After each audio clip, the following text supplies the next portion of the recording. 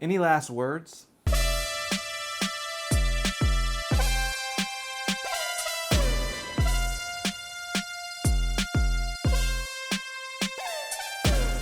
Alright, so these are the last two Amazon Echo devices I had connected in my house. Had connected because I've just made the decision recently to no longer use the Amazon Echo devices, and eventually I want to move away from the Amazon ecosystem altogether, including Ring, but we've invested a lot of money into the Ring and that's going to take a while to replace, so we are going to use Ring for now. But as far as the Echoes, I'm done with them. And it's really been a difficult decision. And I don't even like making videos that are negative about products. I really spend money on this stuff because I want to use it.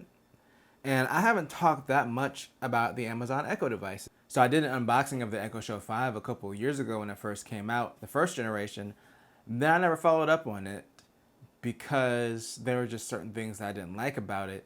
I also did a review of the Fire TV Cube back on my old channel, which used to be Jeff and Mike's Super Cool Podcast. It's now Jeff and Mike's Super Cool Collectathon because we decided to reboot it and focus on collectible figures, something I don't really talk about on here, but as you can see behind me, I do collect things. That's besides the point. I loved Amazon products for a long time, the Echo specifically, because when I first got into the smart home stuff, they were ahead of everybody. Like, they supported so many devices. It was easy to set up. They were super cheap. Like, the Echo Dot was literally the cheapest smart speaker that you could get, and it was more than enough to really drive your smart home. And of course, as we got more into it, you know, we started off with just the Hue lights, and then we got the smart locks and thermostats, and we got a Roomba that supported the smart devices like the Echo and voice control and all that stuff. And then my biggest thing was the Logitech Harmony Hub. And then we just started adding more. Anything that you could think of that we could make smart, we just started adding. And the more we added, the worse it got. Now, I started with the Echo Dot and the Hue lights back in 2016. So this has been like 5 years of dealing with the Echo. And it was never great. But I think at the beginning it was acceptable because none of the assistants were great. And the Echo was by far the best. But they just really haven't improved. And I think that has been the story of Amazon. It's like they get to a point where they feel like they're okay and they just kind of stay there. So here is the third generation Echo Dot and then the third generation regular Echo. And aside from the Echo Show, these are the most recent ones that we bought, because after I bought the Echo Show, I was like, I just don't want to even invest any more money into this. It was such a disappointment. That's why I just never did another video about it. And to get down to it, there are just a lot of things that bother me. And then there was one huge thing that happened recently that I haven't even talked about yet that really was like, it's time for me to go. So the main thing is, the more Echoes you add, at least from my experience, the harder it is for them to understand you. Like, it's really bad. Right now, we've been using the HomePods. I got the HomePod back in 2019, the original one, and then we got 2 HomePod minis. So we've just been using these in conjunction with the HomePods. And even with multiple HomePods in a relatively small house, we have 3 now, it still does a way better job of hearing me, even if the one that's not closest to me picks it up. This, like, there'd be times where I would literally, and this happened a lot, I would literally be beside one of the Echoes, and then the one all the way downstairs, or in a completely different room, would keep picking it up, no matter how many times I tried to speak directly into the one that was right beside me. And it didn't happen to just me, it also happened to my husband as well. Like, it was just frustrating. We both got really frustrated using it. And I think at first we were more accepting of it because it was new technology and we thought it would improve. But after 5 years, it still hasn't improved. That's still a big issue. And the other one is the false triggers, like the Echo going off when nobody's talking to it. No one said the A word to trigger it. It just goes off. Now, ours was set up to beep whenever it was listening, because when we first got it, a lot of the times it didn't pick us up and we didn't know if it picked us up or not.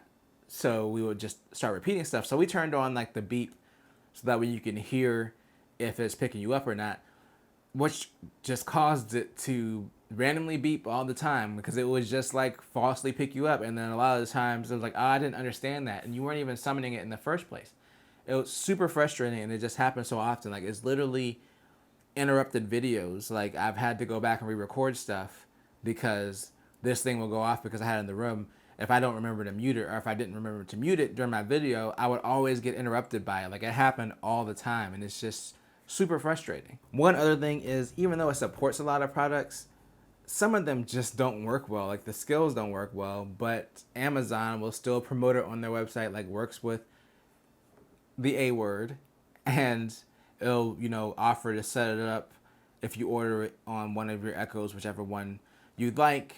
Like, for instance, behind me, my display case, I have a Govee light strip.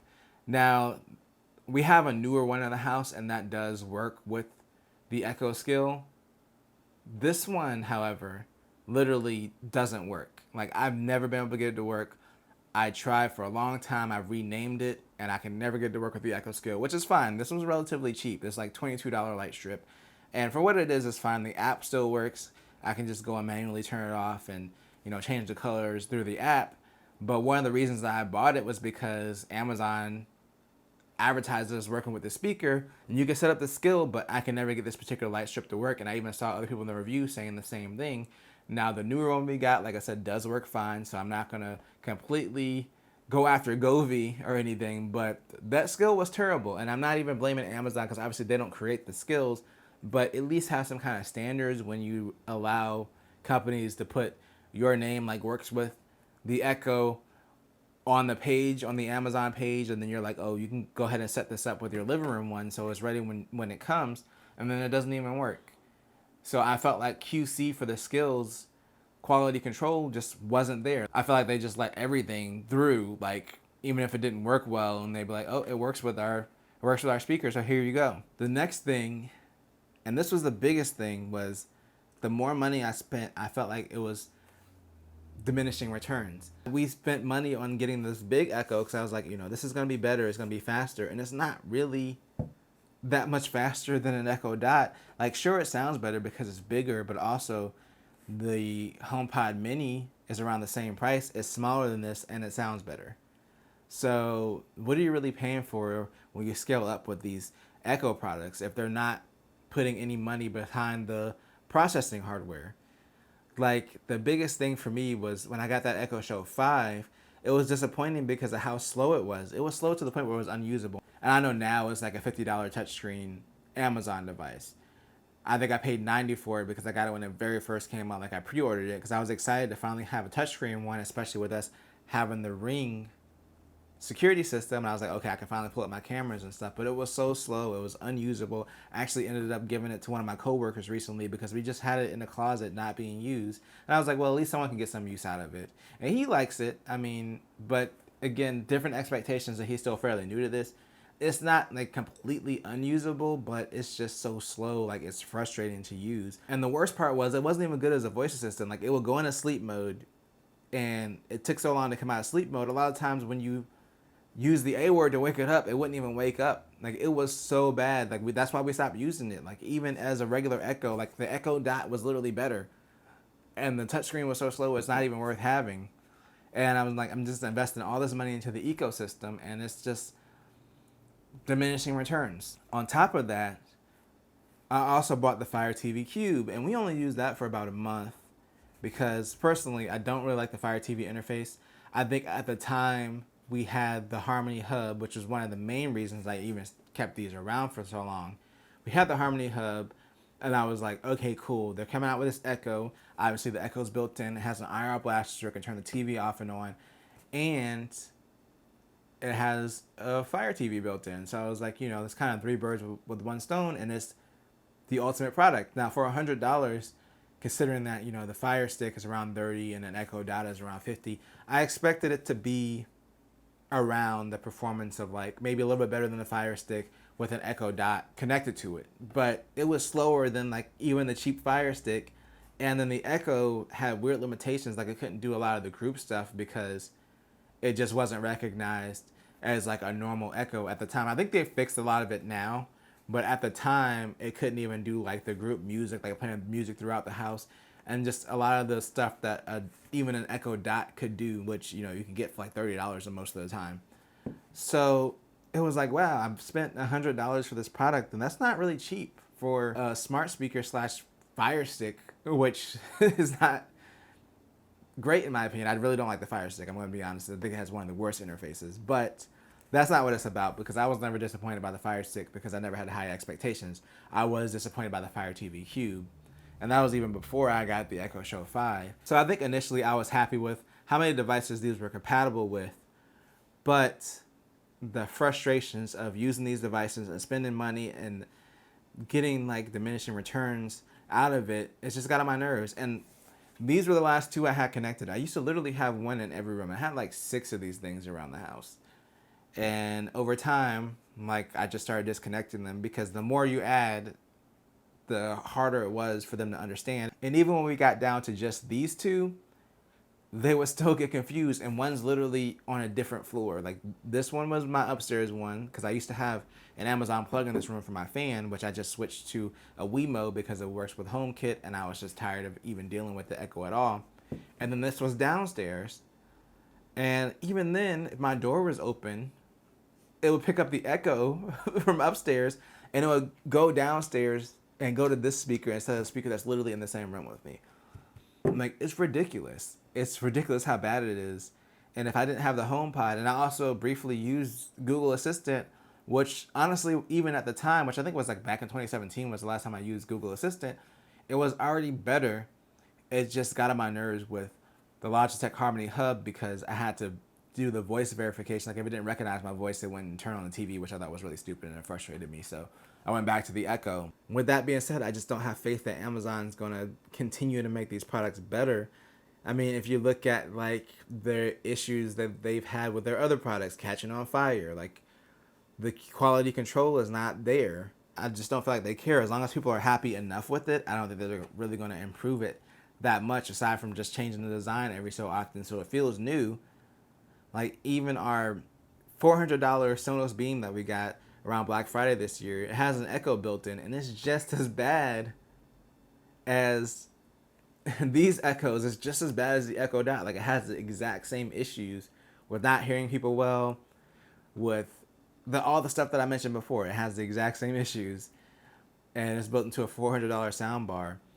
And at this point, I'm like, it just has to be software, because I know that Sonos Beam has really good hardware inside. It has a really good microphone, and it performs just as badly on the Echo stuff as a regular Echo does.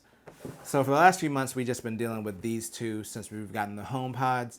And the HomePods are limited. They don't have a lot of skills, but it just works a lot more than the Echo does. And I'm fine with just controlling the lights and controlling the lock and my thermostats and the plugs. That's all I really need, especially because the Logitech Harmony, which I have the remote right here, is being discontinued. So Logitech announced a couple of months that they're discontinuing the Harmony. I never used the remote, which is why it's dead, but I did have the Harmony Hub. And like I said earlier, that was a big reason that I even stuck to these. And yeah, the Harmony Hub still works right now, and they said they're going to support it as long as people use it, but I don't expect it to get updated. Like, new devices come to the market, I don't expect Logitech to keep adding devices to these remotes. I think that they're pretty much going to sunset them within the next couple of years. And so I just don't really need to use it anymore.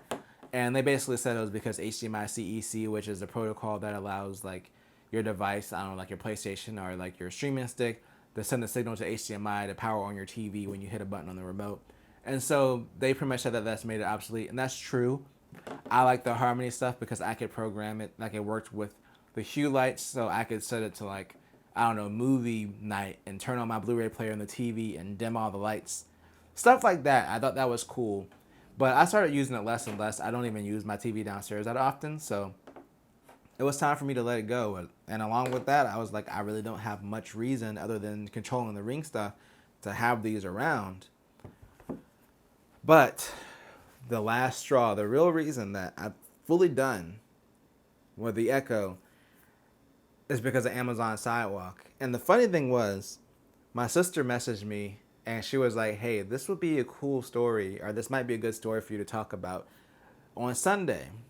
And I looked at it and I was like, well, in reality, I've been phasing out the Echoes anyway. So I wanted to do like a longer video than I would typically do on Sunday and kind of just talk about like my personal journey with the Echoes.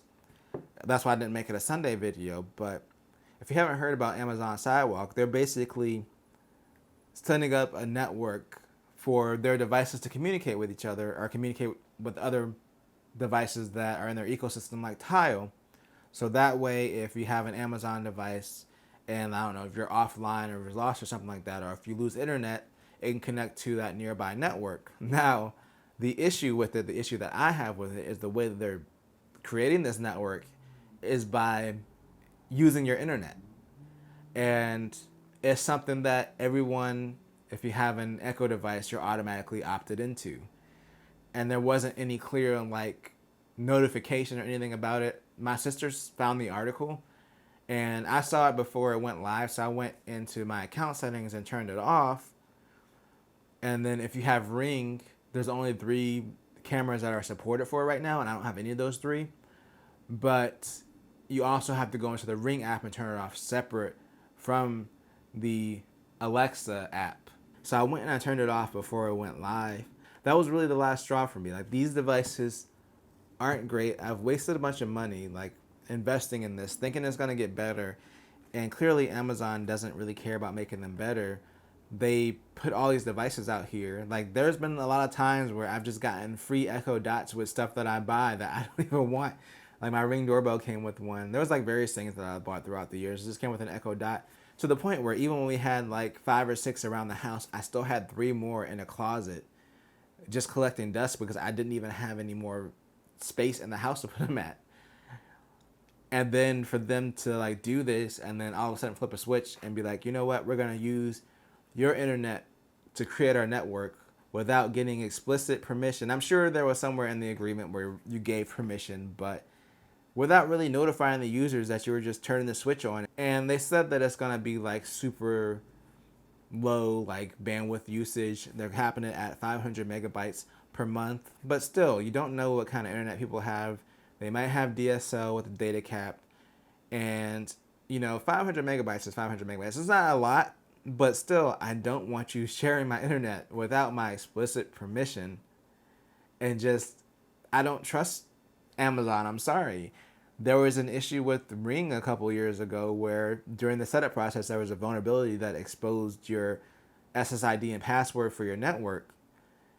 And after that, I'm like, you're literally trying to share my internet with other devices in the Amazon ecosystem without my permission. And I'm like, no, that's it. That was the last straw. So that's why I'm done with these devices. Like I said, it's rolling out through Ring 2, and I am going to eventually phase out Ring because I just feel like they just want to get these products out here as cheap as possible. And then now they're kind of taking advantage of people. And it's not right. That's why I did this video. Like, yeah, it's been a long time coming, like leading up to this point where I'm no longer going to use Amazon devices, but the Amazon Sidewalk thing was really the last straw. I'm just like, how are you doing this? Like, how are you just going to flip the switch on and be like, okay, we're sharing your internet, but it's not that much. It shouldn't be a big deal. Obviously, if you're using these devices anyway, they are going to use your internet. Like, you're connecting them to the internet, so that does use, you know, bandwidth, that does use data. And you could argue, like, yeah, it's not that much more data than what you're probably already using by having a bunch of these connected. But that's really not the point. If they would have rolled out like an update and had it come up like a notification and be like, hey, we're rolling out this feature. It is going to use some of your internet, but here are the benefits. You know, if your Amazon device gets lost or you lose internet, it'll still keep it connected. You'll be able to better track if you have a tile. Like, just kind of explain the benefits of why we should turn this on. And I would have considered turning it on, but the fact that they went and just turned it on automatically was really the last straw. Like, that was it. Like, if I don't trust the company anymore, and I'm not even talking about privacy as far as like the voice assistants recording you and sending that information, because no matter what voice assistant you use, that's just the reality of what we're going to have to deal with. Like, I don't care if it's Apple or Google. I know Apple announced at WWDC that they're going to be keeping the recordings local now on the device, which is good. But still, it's something that's just going to be recording you 24/7. So I'm not even concerned about that. That was something that I realized when I, got into this and I was fine with it because I felt like the benefits outweighed the cons. But now, like, when you do something that's kind of blatantly like trying to take advantage of people, that's it. Like, I have to be done. Even though a part of me is going to miss these devices because this is really where my smart home journey started. Like, I just can't trust Amazon anymore, like, after this. And I'm not doing this video to tell people to go buy a HomePod. You can make the decision yourself. I think that the Google Assistant is pretty good from the few times that I've used it. Of course, there is Siri, but the skills are limited. Google's really the closest to Amazon as far as the skills, and their voice assistant is just generally better. So if you do want to switch from Amazon, you can do Google if you do have a bunch of devices that aren't supported by HomeKit. HomeKit, if you have like Hue lights and just a very few devices, is really good. It's actually really fast, and Siri actually understands you pretty well. So this video is not to deter people from using Amazon products or anything. I just wanted to kind of give my opinion and let you know why I won't be using them anymore.